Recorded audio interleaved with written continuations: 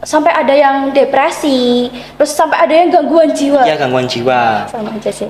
Kalau sekarang tuh istilahnya anak-anak sekarang tuh pakai rumus ATM. Apa itu ATM? Amati, tiru, lalu modifikasi. Oh, baik.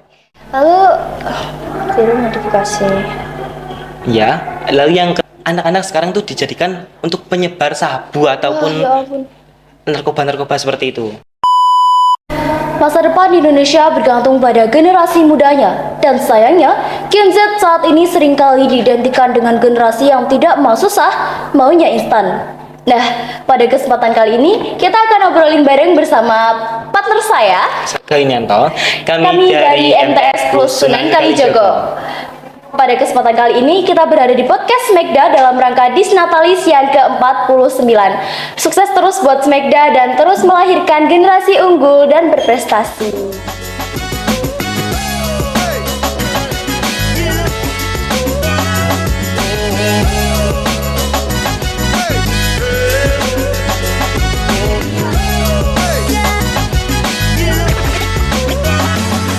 Baik, kita kali ini akan bahas tentang kesiapan generasi muda dalam siap kerja dan kuliah dengan kesadaran digital.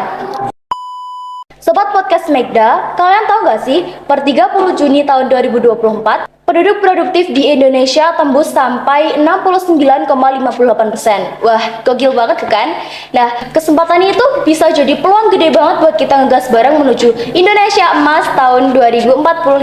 Tapi biar nggak cuma wacana aja, kita juga harus memanfaatkan bonus demografi ini dengan baik dan tepat. Nah, kira-kira gimana sih cara untuk memanfaatkan bonus demografi ini? Langsung kita tanyakan kepada Saga sendiri. Iya. Saga, gimana sih? Kira-kira gimana sih cara untuk memanfaatkan bonus demografi yang tepat? Baik, untuk memanfaatkan bonus demografi yang tepat ini sebenarnya ada banyak cara ya.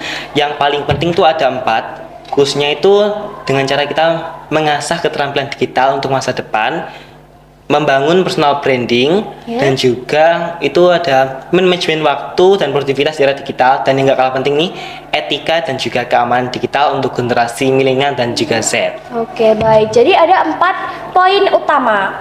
Jadi mari kita bahas tentang poin yang pertama. Baik, untuk pertama mengasah keterampilan digital di era ini ya.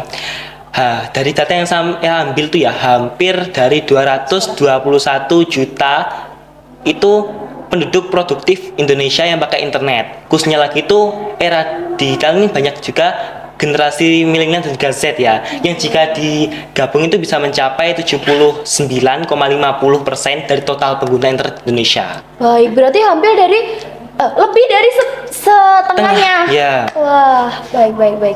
Lalu ngomong-ngomong tentang literasi nih, kira-kira gimana sih cara untuk memahami literasi digital? Oke, cara membangun literasi digital. Literasi digital itu meliputi cara kita untuk mengakses, mengelola, dan mengevaluasi informasi secara kritis.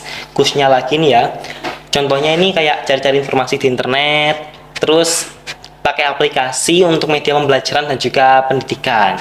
Ya, kalau anak remaja saat ini biasanya menggunakan aplikasi Google, Ruang Guru juga. ya, atau biasanya ya Ruang Guru, betul banget. Lalu gimana sih cara untuk menyukseskan keterampilan digital? Oke, kalau tanya gimana cara untuk menyukseskan keterampilan digital, sebenarnya itu simpelnya gini ya. Kita tuh kan hidup di era digital ini. Jadi kita tuh harus bisa gimana ya untuk mengejar ketinggalan kita sama orang-orang lain biar nggak kudet gitu. Iya, istilahnya sekarang kudet, kurang Iya. update. Selanjutnya kita masuk ke poin yang kedua. Ya, membangun personal branding.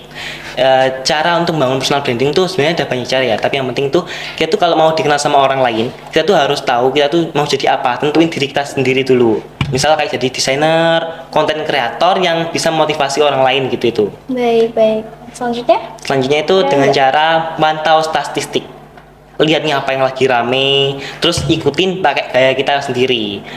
Kalau sekarang tuh istilahnya anak-anak sekarang tuh pakai rumus ATM. Apa itu ATM? Amati, tiru, lalu modifikasi. Oh, baik. Lalu tiru modifikasi.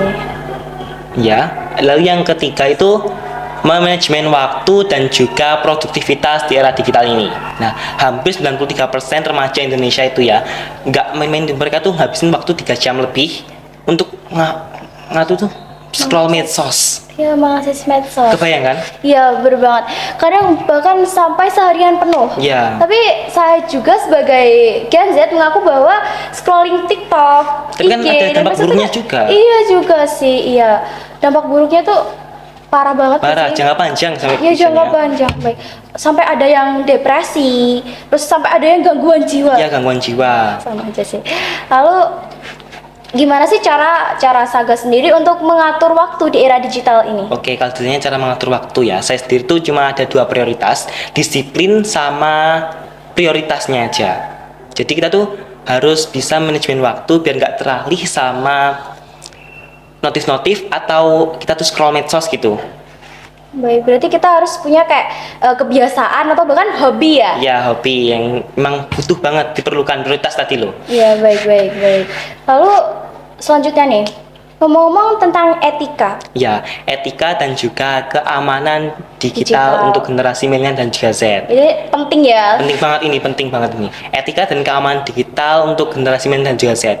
Mereka tuh kan tumbuh di era digital saat ini ya. Ya. Itu mereka tuh harus bisa memanfaatkan media digital dengan sopan dan juga bermoral. Ya, itu penting banget. Nah, Lalu saya ada tips untuk menghadapi etika ini ya. Gimana? Kita tuh harus, kalau mau dihargai sama orang lain ya, kita tuh harus bisa menghargai orang terlebih dahulu.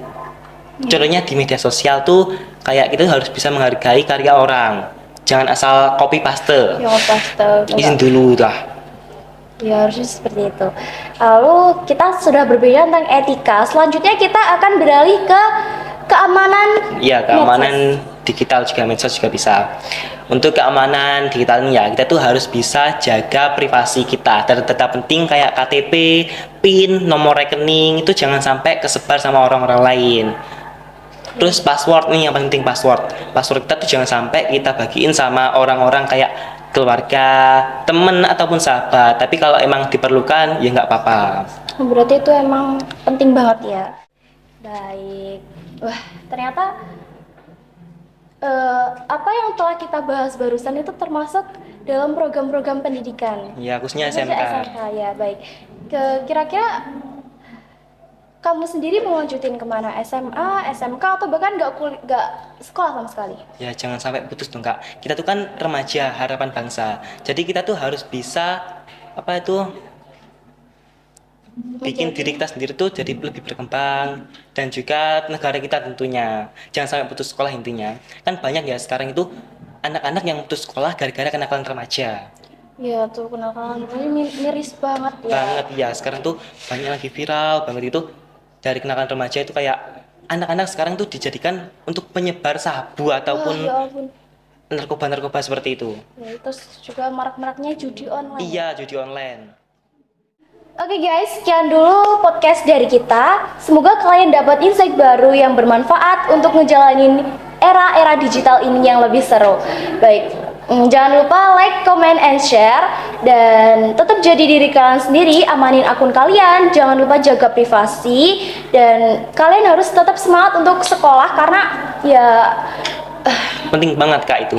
Penting banget. Harus apalagi semangat untuk sekali. dunia pekerjaan ya. Iya. Baik, bye.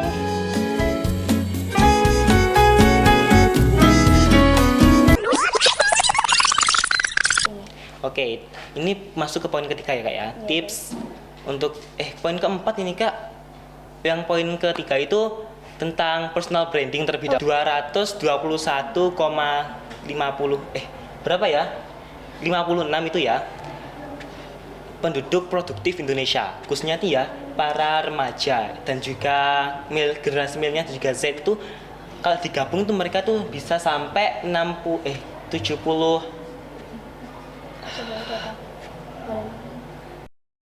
itu kecemasan Ya, dan juga itu gimana kalau bahasanya sekarang